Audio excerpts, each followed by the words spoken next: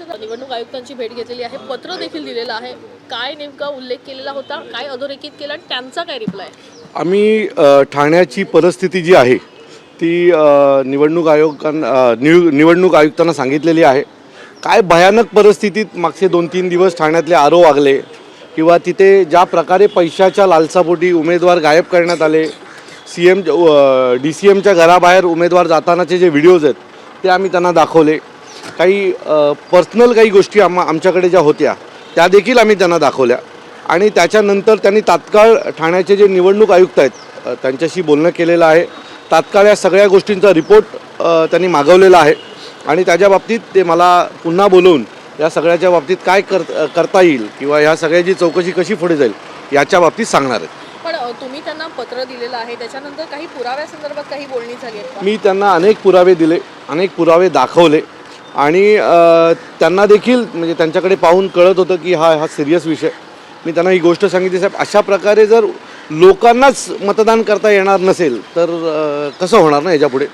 तर त्यांनी मला विचारलं की किती ठिकाणी बिनविरोध झाला. तर मी त्यांना ज्यावेळेला 21 आकडा कल्याण डोंबिवलीचं बोललो त्यावेळेला त्यांनी त्यांचे डोळे देखील असे वर झाले पटकन.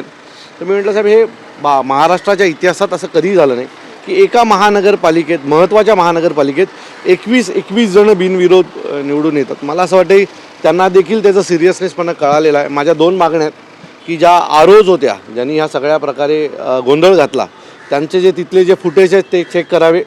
उमेदवारांना मतदान त्या केंद्राच्या बाहेर कोण घेऊन येत होतं ते कुठल्या पक्षाचे होते ते चेक करावे.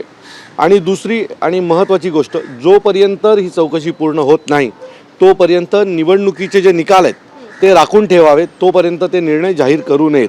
अशा 2 मागण्यांसाठी मी आज यांची भेट घेतली. बिनविरोध संदर्भात नोटाचा ऑप्शन देखील अवेलेबल होता, त्या संदर्भात काही मी त्यांच्याशी त्याविषयी बोललेलो आहे आणि ते मला त्याच्या बाबतीतली जी पूर्ण माहिती आहे ती पुढच्या 2 दिवसात कळवणार आहेत. अल्टिमेटम काही दिलंय कधीपर्यंत या सगळ्या संदर्भात विचार केला जाईल? त्यांनी तात्काळ तिथले जे दोन्ही महानगरपालिकेचे जे निवडणूक आयुक्त आहेत त्यांच्याशी तात्काळ बोललेले आहेत आणि त्यांचा अहवाल आजच्या आज त्यांनी मागवलेला आहे आणि उद्या किंवा परवा मला पुन्हा बोलवलं जाईल अशी अपेक्षा आहे. मी काही उमेदवारांची त्यांना माहिती दिली. म्हणजे ठाण्यामधले प्रभाग क्रमांक 5 चे विक्रम चव्हाण म्हणून जे उमेदवार आहेत ते तिथे उपस्थित नसताना त्यांचा अर्ज बाद करण्याचा जो प्रयत्न झाला आणि त्याच्यानंतर नोटिफिकेशनमध्ये त्यांचा अर्ज बाद झाला असं देखील आलं आणि त्यानंतर पुन्हा ते अर्ज ठेवण्यात आलं. सो बोला हे साहेब किती सिरियस आहे. दुसरं, जे फॉर्म डिस्प्ले करायचे होते ते डिस्प्ले झाले नाहीत आणि डिस्प्ले केलेला फॉर्म देखील चुकीचा होता. याचा अर्थ तिथल्या आरोंचं त्या सगळ्या प्रोसेसकडे लक्ष नाही. सो ज्या ज्या घटना घडल्या त्या मी त्यांना समजावून सांगितल्या, त्या त्यांनी लिहून घेतल्या आणि त्याच्या बाबतीतला अहवाल ते मागवणार आहेत.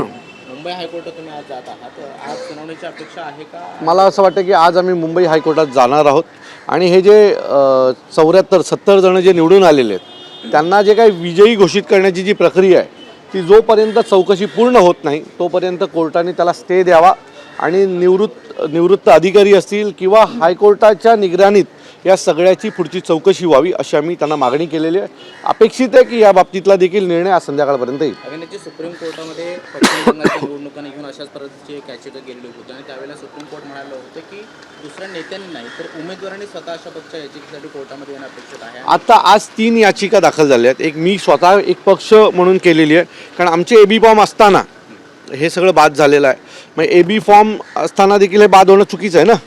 सो तो एक झालेला आहे. दुसरा, सकाळी ज्या उमेदवाराला मी तुमच्यासमोर उभं केलं होतं ते देखील गेलेले आहेत आणि एक अजय जया म्हणून ठाण्यातले सामाजिक कार्यकर्ते आहेत ते देखील गेले. असे 3 वेगवेगळ्या याचिका आज दाखल होतात या सगळ्या विषयात. दुसरा एक महत्त्वाचा प्रश्न, प्रचाराचा नारळ फुटला आहे, सगळीकडे प्रचार होत आहे, दुसरीकडे फोर्टमधला बाळासाहेब ठाकरेंचा पुतळा जो आहे तो झाकून ठेवलेला आहे आणि ऐन या प्रचाराच्या काळामध्ये अशा पद्धतीनं पुतळा झाकून ठेवल्यावरून प्रश्न उपस्थित केला. मला असं वाटतं की संध्याकाळी राजसाहेबांची सभा आहे आणि या विषयावर साहेब नीट बोलतील. माझ्यापेक्षा उत्तम साहेब ती बाजू नीट मांडतील. तर आपण संध्याकाळपर्यंत थांबूया या विषयात. चलो, आज संध्याकाळी 6:30 वाजता संजय राऊत साहेब असतील, राजन विचारे असतील, जितेंद्र आव्हाड असतील, आम्ही सगळेच म्हणून आज ठाण्याचा वचननामा जाहीर करणार आहोत आणि ठाण्यासाठी आम्ही काय आमच्या मनात आहे ते लोकांसमोर मांडणार आहोत.